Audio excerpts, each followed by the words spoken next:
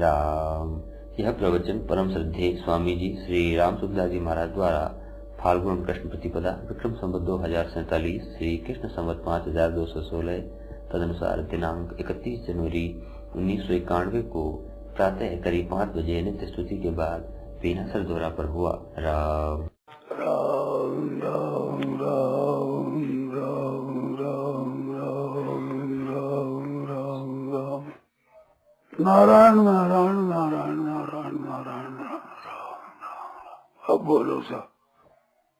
अहंकार राक्षस महास दुखदाई सब भांति, जो छूटे इस दुष्ट से सोई पावे शांत। खास करके जो मैंपन है ये मिटना बड़ा मुश्किल है। मैं मेरे की जेवड़ी गलबंदियों संसार, दास कबीरा क्यों बधे जाके राम आधार। तो मैं मेरे की रसी है निर्ममो निरहंकार। संतों की वाणी में भी आता है कि मैं मेरी का त्याग क्या करूं कि मैं और मेरी का त्याग होना चाहिए। निर्ममो निरहंकार से शांति मिलेगी सची। निर्ममो निरहंकार सुख दुख सुख क्षमी। तो निर्मम और निरहंकार अहंकार ममता, इसका त्याग करना है। अहंकार ममता यही है मैं और मोर तोड़ से माया, यही बस की ने जीव निकाया। इसमें भी ममता से बहुत सूक्ष्म है अहंता, और अहंता भी दृढ़ हो रही है ममता से। ममता पदार्थों के साथ में भी है और अहंता के साथ भी ममता है। ख्याल करें आप, अपना अहंकार, अपना अभिमान, तो अहंता में ममता और अहंता दोनों है। अहम में ये खास चीज है अहम, ये है बाधक। लोग तो कहते हैं कर्म निरपेक्ष कैसे होगा। हम कहते हैं कर्म निरपेक्ष सुगम है तो अहंता निरपेक्ष होना चाहिए। अहंकार विमूढ़ आत्मा करता अहम इति मन्यते, मैं करता हूँ। तो गीता कहती नैव किंचित करोमीति युक्तो मन्ये तत्ववेद। तत्ववेदता को चाहिए मैं कुछ नहीं करता हूँ। पश्यन शृण्वन् स्पृशन् जिघ्रन् नाशनन् गच्छन् स्वपन् श्वसन् प्रल्पन् पिशन् गृह्णन् उन्मिषन् निमिषन्। 13 क्रिया बताई। ये क्रिया करते हुए भी मैं कुछ नहीं करता हूँ। तो ये मैं करता हूँ मिटने से वास्तव तत्व की प्राप्ति होती है। ज्ञान योग से, कर्म योग से, भक्ति योग से, तीनों से। कर्म योग से अहंकार शुद्ध होता है और कर्म ज्ञान योग से अहंता मिटती है और भक्ति योग से अहंता बदलती है। अहंता बदलने पर भी मिट जाती है, शुद्ध होने पर भी मिट जाती है, मिटने पर भी मिट जाती है। ये अहंता का विचार है। ज्ञान योग में अहंता है, उसे मिटाने के एक उपाय है, उसमें एक बाधा लगती है। उसे तो थोड़ा ख्याल करना है। ज्ञान योग में अहम ब्रह्मास्मि, ये विचार है मैं ब्रह्म हूँ, ये अहम है, ये अहम टूटेगा नहीं। इसको 2 तरह से उपयोगी माना है। ज्ञान मार्ग में 2 तरह से उपयोगी माना है। साधन करता हूँ तो श्रवण मनन निध्यासन ध्यान और समाधि मैं कर रहा हूँ। समाधि भी मैं करता हूँ। समाधि अपनी अवस्था मानी है। अपनी अवस्था विस्थित और समाहित 2 तरह की मानी है, वित्थान अवस्था और समाधि अवस्था। तो इसमें भी अहम रहने से ही होगी। अहम रहने बिना ये समाधि नहीं होगी। तो ये उपयोगी है। उस अहम को कैसे मिटाया जाए, एक बात। दूसरी बात, ज्ञान मार्ग में आती है कि जीव ब्रह्म की एकता है, वो एकता अहम के साथ में ब्रह्म होने से ही एकता होगी। और अगर अहंता को नहीं रखेंगे तो एकता कैसे होगी? तो अद्वैत की सिद्धि नहीं होती। दो तरह से अहंकार का उपयोग है। अब उपयोगी वस्तु कैसे छोड़ी जाएगी? तो अहंता मिटनी बहुत मुश्किल हो जाएगी, बड़ी कठिन हो जाएगी। तो ये अहंता मिटने से निर्ममो निरहंकार से शांति मति गच्छति, अहंकार रहित उन्हें शांति की प्राप्ति होती है।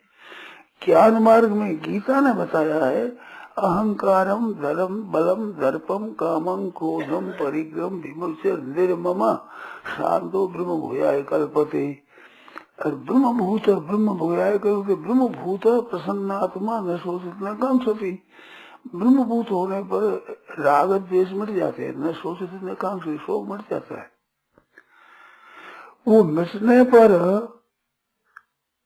समस्त सर्वेषु भूतेषु स्वतः समस्थिति होगी, व्यक्तित्व नहीं रहेगा।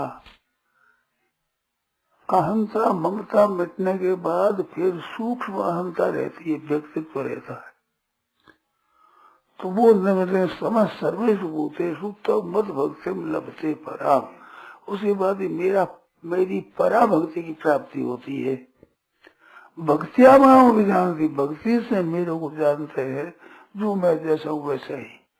तो भक्ति की प्राप्ति होती है समता के बाद, और समता होती है अहंता ममता के दूर करने से। और उस भक्ति से फिर मैं जैसा हूँ जानने में आता हूँ, और जानने पर मेरी प्राप्ति हो जाती। तो मन तत्व तो ज्ञाता विशते तदनंतरम, जानने पर अंतर नहीं रहता, अनंतर ही तत्काल ही तत्व की प्राप्ति हो जाती है, मेरी प्राप्ति होती है। तो गीता ने बहुत विलक्षण बात बताई है। अद्वैत सिद्धांत में आकर भक्ति का खंडन कर देते हैं। वो भक्ति दो तरह की, साधन भक्ति और सिद्ध भक्ति है। सिद्ध भक्ति चीज है, वो बहुत विलक्षण है, उसमें अहंकार नहीं रहता है, भगवान ही रह जाते हैं। इस वास्ते गीता ने वासुदेव सर्वमिति स्वमहात्मा सुबुद्ध बताया है। अहम ब्रह्मास्मि, वो मैं ब्रह्म हूँ, इसको ऊंचा दर्जा नहीं दिया है। अहम के बाद में तो ये बताई है कि ब्रह्म भूयाय कल्पते, ब्रह्म भूत प्रसन्नात्मा, ये ब्रह्म भूत होता, ब्रह्म भूत। पांचवें में ये ब्रह्म भूतो अधिगच्छति, ब्रह्म निर्वाणम ब्रह्म भूत अधिगच्छति, ब्रह्म निर्वाणम अधिगच्छति। तो ब्रह्म भूत अवस्था है, तो ये अवस्था आवश्यक मानते हैं ज्ञान मार्ग में।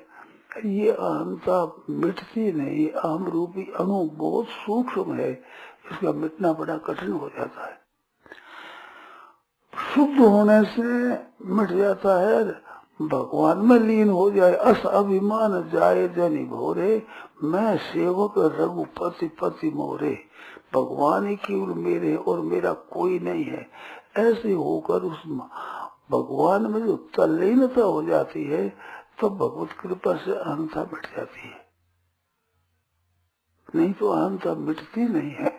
मैं भक्त हूँ ये भी रह जाता है, मैं प्रेम हूँ ऐसा रह जाता है, मैं ज्ञानी हूँ ऐसा रह जाता है, मैं योगी हूँ ऐसा रह जाता है। कर्म योग, ज्ञान योग, भक्ति योग में भी अहंता रहती है बहुत दूर तक। भगवान की शरण हो जाए सर्वथा, तो इससे अहंता मिटती है। तो सर्वगुह्यतम बात भगवान ने भक्ति की बात बताई है। भक्ति की बहुत विशेषता से महिमा गाई है भगवान ने, तो उससे अहंता मिटती है। अहंता सूक्ष्म रहने पर भीतर में भोगेच्छा है, राग है, आसक्ति है, ये भी सूक्ष्म रीति से रहते हैं, उसको पता नहीं लगता है। परंतु संयोग होने से वो उद्बुद्ध हो जाता है, तब पता लगता है। तो वास्तव में अहंकार को मिटाना है, मैंपन, ये व्यक्तित्व, ये परिच्छिन्नता मिटने से होता है। मैं ज्ञानी हूँ, ये अज्ञानी है, ऐसा भाव रहने पर अहंता मिटती नहीं है, सूक्ष्म अहंता दृढ़ होती है। और वो अहंता के विषय में जीवन मुक्ति विवेक में आया है, और जीवन मुक्तों के लिए ऐसी बात बताई है कि 7 भूमिका है। 7 भूमिका में चतुर्थी भूमिका ज्ञानम है। चतुर्थी भूमिका ज्ञानम तिस्रु साधनम पूरा, पहले दूसरी तीसरी ये साधन है। जीवन मुक्ति अवस्थासु परास्त प्रकृतिता, आगे 3 जो है 5, 6, 7 ये जीवन मुक्त की अवस्था है। और जीवन मुक्त होता है और जीवन मुक्त का जो भाव है उसमें भी अहंता है।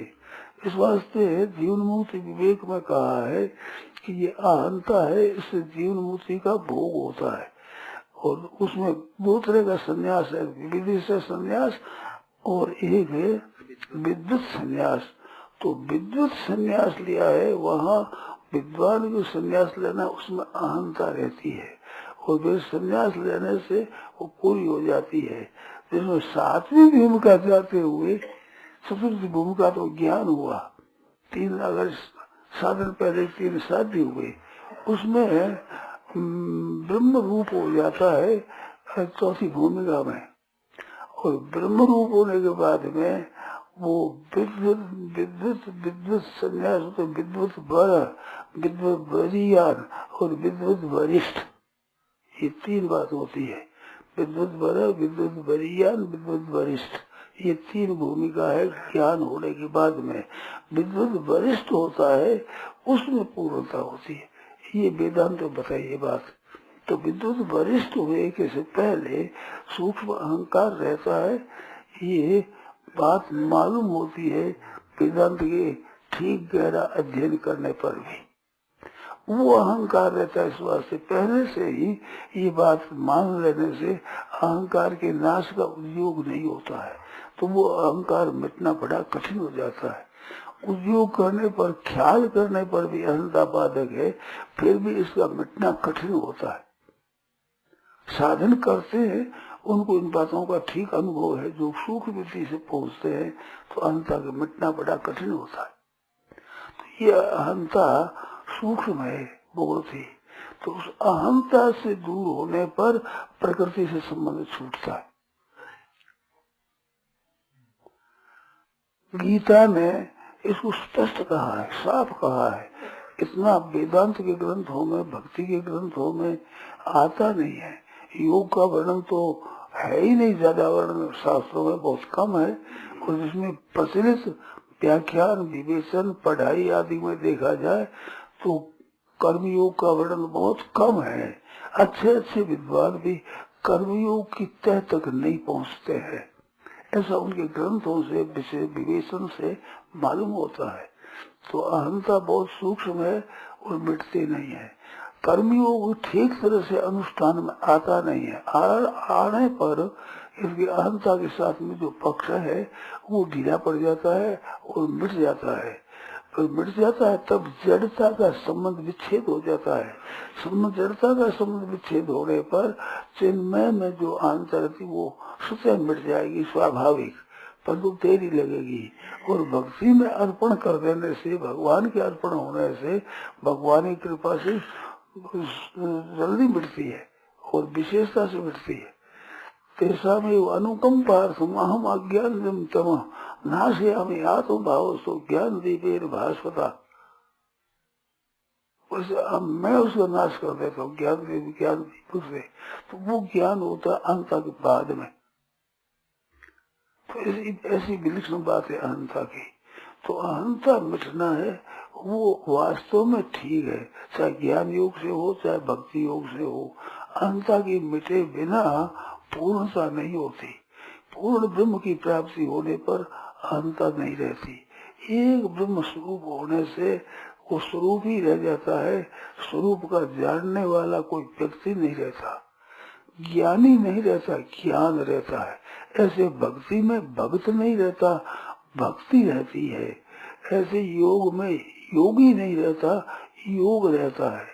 ऐसे तीनों में अहंकार मिटने से असली तत्व की प्राप्ति होती है। तो ये सूक्ष्म रीति से साधकों के लिए बहुत सावधान होने की आवश्यकता है। अहंता का लेस मात्र भी रहेगा तो वो फिर जन्म मरण का कारण हो जाएगी। उत्तम उत्तम भोगों का भोग हो जाएगा, परंतु तत्व की प्राप्ति नहीं होती। उपनिषदों में भी आता है कि ऐसा तत्व होता है, उसका विमान विंतार बड़ा है, ईश्वरी उसका बताया है, शब्द होता है, सब कुछ करता है, तो उस समय सूक्ष्म अहंकार मिटता नहीं है।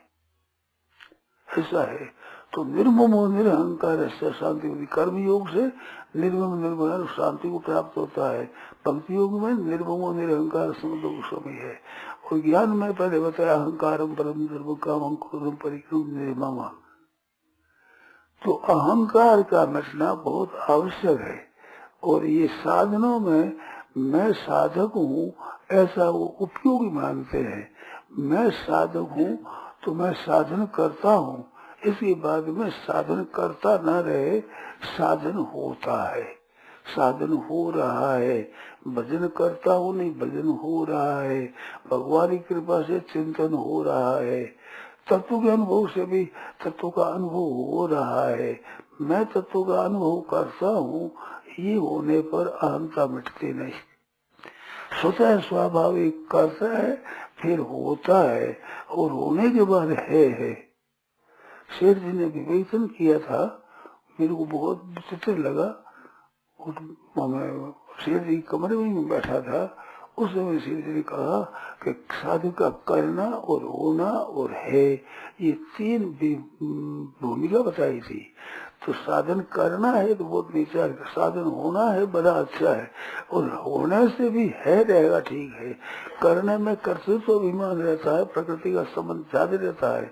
होने में हो रहा है साधन, इसमें प्रकृति का संबंध कम रहता है और है में नहीं रहता है। जब तक मैं ब्रह्म हूँ, मैं भक्त हूँ, मैं ज्ञानी हूँ, मैं जीवन मुक्त हूँ, कि मैं हूँ, तब तक अहंकार सूक्ष्म दृष्टि से रहता है। हूँ नहीं रहेगा, है रहेगा। तो हूँ है, ये बहुत ऐसी बात है कि इदं से इदं कौनते क्षेत्र में, ये इदंता से क्षेत्र को देगा। एतद यो वेति, एतद करके अहंकार को जो जानता है वो स्वरूप है, और वो मेरे मत में ज्ञान है। अपरा और परा प्रकृति बताई भगवान ने। भूमि रापो नलो वायु खंग मनो बुद्धि अहंकार इति इयम, ये भी इदंता से कहा, ये भिन्ना प्रकृति से अपरेयम विद्धि प्रकृति विद्धि में पराम।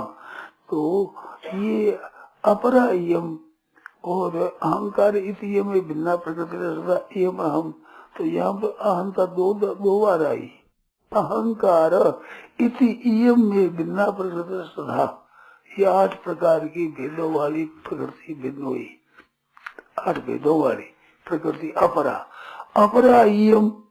तो इदम फिर आया कि अपरा इदम, ये इयम करके अपरा है, इससे परा प्रकृति है जीव। जीव है वो परा प्रकृति, जीव। और वो जीव भूता है, जो जीव भूता महाबाहो एकदम धारी से जगत। तो यहाँ भी जीव भूता का प्रकृति का स्त्रीलिंग आ गया। 15वें अध्याय में ममई वांशो जीव लोगे जीव भूता सनातना, ममई वांश पुल्लिंग उन्हें जीव भूता बताया। और 7वें में जीव भूता में ये जीव रूप बना हुआ है। तो जीव रूप बना हुआ है तब तक इसके साथ में ये अपरा प्रकृति का संबंध है। और ये अपरा संबंध सर्वथा छूटने के बाद में फिर एक परमात्मा ही रह जाते हैं। तो 7वें अध्याय में मत पर कर्म नान्य, मेरे सिवाय, मेरे से परे कुछ नहीं है, मेरे से इधर उधर है, प्रकृति के संबंध में है। ये सात्विक भाव राजशास्त्राम शास्त्र, ये मत एव, ये मेरे से ही होते हैं। तो भक्ति में तो भगवान कहते हैं मेरे से सर्वोत्तम होते हैं। ज्ञान मार्ग में सत्वम रजस्तम ऐसी गुणा प्रकृति संभवा, ये प्रकृति से उत्पन्न होने वाले गुण होते हैं। उन गुणों में अहंकार होता है। अहंकार को 3 तरह का बताया है भागवत में, सात्विक राजस और तामस। सात्विक अहंकार है, वो अहंकार भी बाधक है, उससे भी परमात्मा तत्व की प्राप्ति नहीं होती। तत्व की प्राप्ति होने पर वो सात्विक अहंकार भी नहीं रहता, ये भी निवृत्त हो जाता है। क्यों? प्रकृति महान तत्व अहंकार, प्रकृति से महतत्व होता है, महतत्व से अहंकार होता है। तस्मात गण से षोडश का फिर गण ये पैदा होता है। तो इस बात अहंकार सबका मूल है। तो अहंकार से रहित होना बहुत आवश्यक है। वास्तव में तत्व की प्राप्ति मान लेते हैं कि प्राप्ति हुई, वह मान्यता है, उसमें भी अहंता रहती है, सूक्ष्म रहती है। जीवन मुक्ति विवेक में भी 7वें पहलू में जाकर के वो रहता है। तो स्वतः विशिष्टते त्वाद्य आदि भूमिका में जो आदि मानो 5वीं, उसे स्वतः विशिष्टते त्वाद्य 5वीं भूमिका में आप सब वित्थान होता है। और द्वितीय परबोधित 6ठी भूमिका में दूसरा जगा देता है तो खाना पीना आदि होता है। अंत विशिष्ट से नहीं, वह 7वें में उत्थान नहीं होता, सदा भौतिक कर्म वैसे रहता है, वित्थान होता ही नहीं। तो ये समाधि की प्रक्रिया से 3 बताई। और वास्तव में बात है एक और ही चौथी, वो समाधि नहीं होती है। समाधि 2 तरह की, ऐसे परार समझो कई भेद समाधि के, उन सब भेदों में 2 भेद मुख्य है। एक भेद के अंतर्गत तीसरी समाधि है और एक समाधि है उसमें भेद नहीं है, वो है सहज समाधि। सहज समाधि का वर्णन सहजावस्था। तो सहजावस्था का वर्णन संतों की वाणी में भी देखा, मैंने पढ़ी है। सूरसागर रहा तो मैंने श्री रामदास जी महाराज वाणी पढ़ी, सुनी है, रामदास जी महाराज सुनी है, दयाल जी महाराज की बात सुनी है, तो इन्हें बहुत कम आता है। श्री रामदास जी महाराज में इसका वर्णन आता है विजेता। सहज हमारे सहज का सहज किया विश्राम, अजाजीव एक नाम बताऊं, सहज तन मन कर सहज पूजा, सहज सादेव और पूजा, ये सहज का बहुत अच्छा गया है। जब जयमदास हरिया जयमदास गुरु राम निरंजन देव और काया देव देव और सहज हमारी सेव, तो ये हमारी सहज सेव है। सहज कबीर जी महाराज की वाणी में सहज का वर्णन है। साधु भाई सहज समाधि भरी, उसमें सहज समाधि वर्णन आया है। तो सहज समाधि में वित्थान नहीं होता। वित्थान जब तक होता है तब तक अहंता साथ में, प्रकृति साथ में है, तो उसका वित्थान होता है। प्रकृति साथ में नहीं रहने से, ये अहम रूपी अणु न रहने से वित्थान नहीं होता। वो सहज स्वादी सहजावस्था है। उत्तमा सहजावस्था, मध्यमा ध्यान धारणा, कनिष्ठा शास्त्र चिंता, तीर्थ यात्रा धमा धमा, तो उत्तमा सहजावस्था है। वो सहजावस्था स्वतः सिद्ध है, वो सहज है। इस बात से कर्म मार्ग को, योग मार्ग को भगवान ने सहज बताया है। सहजन कर्म कौन के सदोष मत कहते, सर्वालंबा वही सहज होता है। कर्मयोग भी सहज होता है और भक्ति योग भी सहज हो जाती है, पर सहज का वर्णन ज्ञान योग के विशेषता से आया है। तो सहज योग अवस्था में हम नहीं रहता, वो तो स्वाभाविक, जैसे ब्रह्म परमात्मा है, निर्गुण ब्रह्म माना है, तो उसमें अहंता नहीं है। वो सहज स्वतः सिद्ध स्वाभाविक है। वो जो स्थिर एक तत्व है, उसमें अपना मैंपन नहीं रहता है, तब उसकी प्राप्ति होती है, तो वह सिद्ध अवस्था होती है। तो सहज अवस्था है स्वाभाविक, उसमें सिद्ध भी नहीं है कि मैं सिद्ध हूँ, ऐसा नहीं रहता। मैं ज्ञानी हूँ ये नहीं रहता, ज्ञान रहता है। भक्त हूँ ऐसा नहीं रहता, भक्ति रहती है। मैं योगी हूँ ऐसा नहीं रहता, योग रहता है। तो वो ज्ञान और योग और भक्ति ये नहीं रहते। भक्त रहता है, वो भक्त भी नहीं रहता, भक्ति रहती है। भक्ति होकर के भगवान में लीन हो जाती है, फिर भक्ति नहीं रहती, उसमें फिर विलक्षणता होती है, अलौकिकता होती है। भक्त होने पर उसमें फिर 2 भेद होते हैं आपस में, संयोग विप्रलम्ब श्रृंगार 2 तरह का है। इस तरह से भगवान में भी 2 तरह की बात होती है। जैसे भगवान श्री राम वनवास में चले गए तो कौशल्या माता के 2 बातें होती है, मन में आती है। कौशल्या माता के मन में आता है, सुमित्रा से पूछे बहन ये तो कहो, राम लला वनवास में चला गया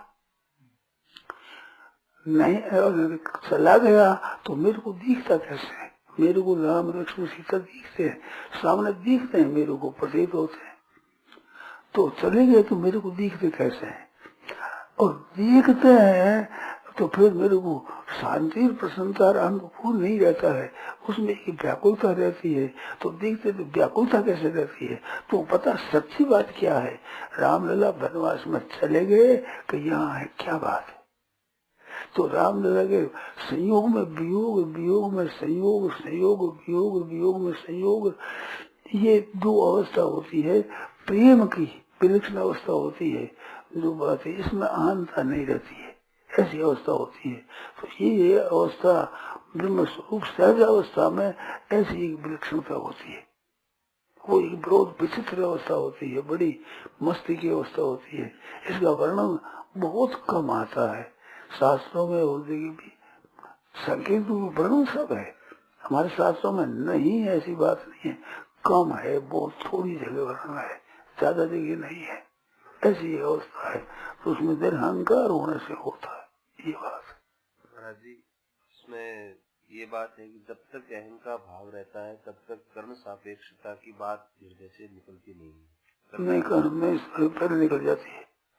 कर्ण सापेक्ष प्रणाम मानना ही अहंकार को निमंत्रण देना है। ये अहंकार से कर्ण सापेक्षता दिखती है या कर्ण सापेक्ष से अहंकार बना हुआ? अहंकार से कर्ण सापेक्षता दिखती है, और कर्ण निरपेक्ष हो जाने से अहंकार बहुत जल्दी मिट जाता है। कर्णों का आग्रह अहंकार इसलिए दिखता है। क्रिया है ना, प्रकृति की खास चीज है क्रिया और पदार्थ। इसमें भी देखा जाए तो पदार्थ नहीं है, क्रिया है। दिखने में पदार्थ मुख्य दिखते हैं, और तत्वों में क्रिया मुख्य होती है। पदार्थ है तो क्रिया का नाम इस पदार्थ है। जैसे मनुष्य दिखता है तो मनुष्य दिखता है, पर मनुष्य क्या है कि जन्मा फिर क्रिया ही क्रिया, क्रिया ही क्रिया, क्रिया होते तो मर जाता है, तो वो क्रिया बंद हो जाती है। तो क्रिया का नाम ही पदार्थ है। पदार्थ कुछ नहीं है, क्रियाओं का समूह का नाम पदार्थ है। पदार्थ तत्व नहीं, क्रिया तो फिर भी है, सूक्ष्म है।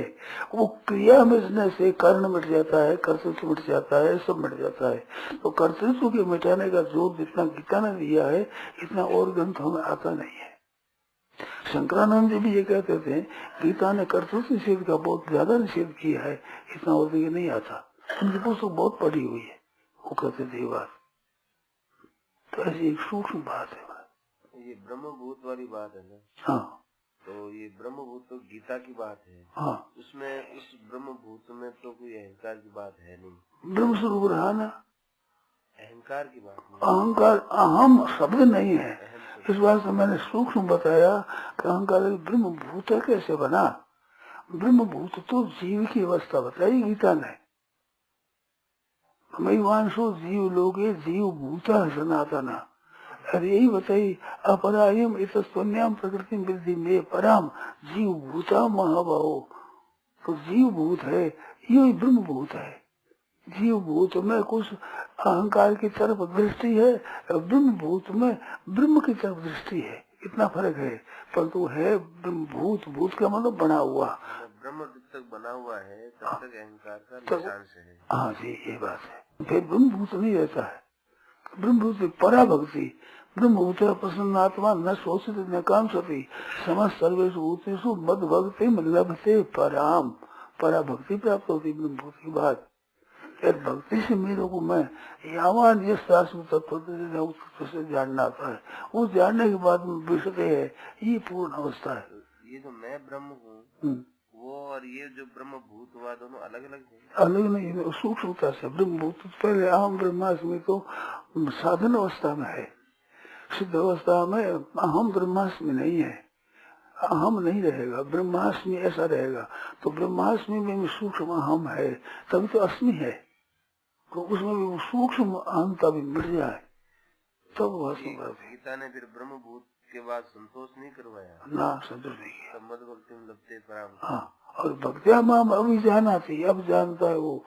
यावान यशास्मि जो सत्य होता, तो यावान यशास्मि ये बड़ी मुश्किल होती है महाराज। यहाँ यावान यश तो है, ये सगुण में हो सकता है, निर्गुण में यावान यह क्या होगा? यावान तवान तो नहीं होता। कोई अमूर्त में कैसे होगा? यावान तवान कैसे होगा? तो यावान व्यवसास में तत्वतः, ये तत्वतः यावान व्यवसास में तत्वतः, वहाँ तत्व में जाकर के ये चीज नहीं है। तो तुम हम तत्व तो ज्ञातवा फिर विशिष्ट निरंतर परमात्मा प्राप्ति हो जाती है। ऐसी विलक्षण बात।